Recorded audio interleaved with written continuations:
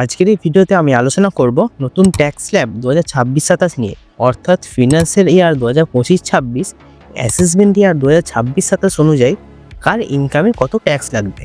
এই ভিডিওতে আমি আপনাদের বোঝাবো নতুন ট্যাক্স রেজিমে ট্যাক্স কীভাবে ক্যালকুলেশন হয়। সত্যিই কি 12 লাখ টাকা পর্যন্ত ট্যাক্স ফ্রি, নাকি 4 লাখ, 1 লাখ বা 1,75,000 পর্যন্ত ছাড়, আর কাদের ক্ষেত্রে এই ছাড় মিলবে না। এছাড়া নতুন রেজিমে কোন কোন ডিডাকশন পাওয়া যাবে না সেইগুলো ক্লিয়ার করব, তাই ভিডিওটা শেষ পর্যন্ত দেখবেন। তো হ্যালো গাইস, আমি হচ্ছে কৌশিক এবং তোমরা দেখছো কষ্ট দেয় কোটি। প্রথমে বলি নিউ ট্যাক্স রিজিম কি। ইনকাম ট্যাক্সে বর্তমান দুটি রিজিম আছে, নিউ রিজিম এবং ওল্ড রিজিম।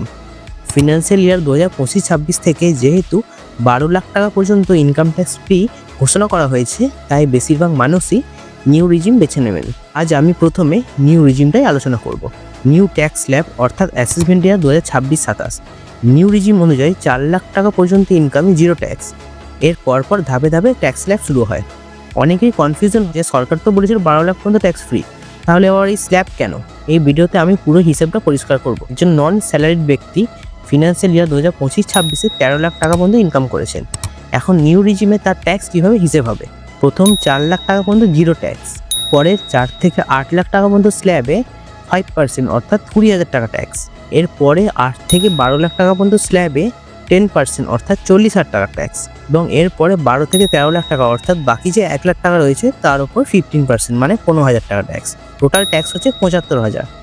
এর সাথে 4% হেলথ এবং এডুকেশন সেস যোগ হবে। এবার আসি স্যালারিড ব্যক্তির ক্ষেত্রে কি হবে। 75,000 টাকা স্ট্যান্ডার্ড ডিডাকশন বাদ যাবে, তারপর বাকি ইনকামের ওপর ট্যাক্স ক্যালকুলেশন হবে। এক্ষেত্রে ট্যাক্স হবে প্রায় 63,750 টাকার মতো। এবার আপনাদের বলি যে 12 লাখ টাকার মধ্যে ট্যাক্স ফ্রি কীভাবে। এখানে আসে সেকশন 87-এর রিবেট।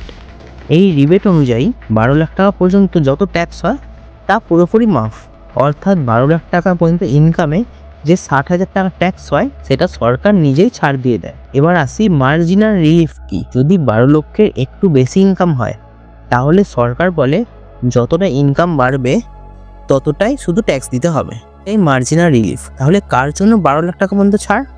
শুধুমাত্র রেসিডেন্ট ইন্ডিভিজুয়ালদের জন্য। এনআরআই, এইচইউএফ, এওপি, বিওআই এদের জন্য কিন্তু কোনো ছাড় নেই। শুধু 4 লাখ টাকা পর্যন্ত ইনকাম ট্যাক্স ফ্রি, 12 লাখ টাকা পর্যন্ত ছাড় কিন্তু পাওয়া যাবে না। এবার স্পেশাল ইনকাম হলে কি হবে? যদি আপনার ইনকাম হয় share market, capital gain, lottery, crypto, betting বা গ্যাম্বলিং, তাহলে এই ধরনের ইনকামে 12 লক্ষের কিন্তু রিবেট লাগবে না, দাদা স্পেশাল ট্যাক্স রেট লাগবে।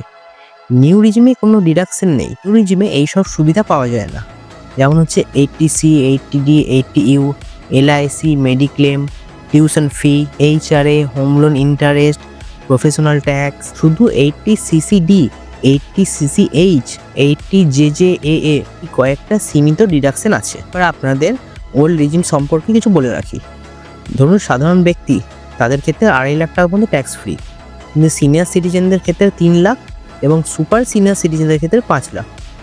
কিন্তু এখন নিউ রিজিম এতটাই সুবিধাজনক যে বেশিরভাগ মানুষের জন্য ওল্ড রিজিম আর লাভজনক নয়। শেষ কথা হচ্ছে, এখন আপনি পরিষ্কারভাবে বুঝে গেছেন যে 4 লক্ষ, 12 লক্ষ, 12,75,000 এই তিনটের পার্থক্য এবং কে কতটা ছাড় পাবে। ভিডিওটা ভালো লাগে লাইক করুন এবং আপনাদের সকল বন্ধুদের সঙ্গে শেয়ার করুন, এবং যারা যারা এখনও এই কনফিউশনটা থেকে বেরোতে পারেনি তাদের সঙ্গে এই ভিডিওটা অবশ্যই শেয়ার করবেন। এবং এইরকমই আরও ইনফরমেটিভ ভিডিও পাওয়ার জন্য আমার চ্যানেলটা অবশ্যই সাবস্ক্রাইব করবেন, এবং এর পরবর্তী ভিডিও আপনারা কী নিয়ে দেখতে চান সেটা আমাকে কমেন্ট বক্সে কমেন্ট করে জানাবেন। Thanks for watching.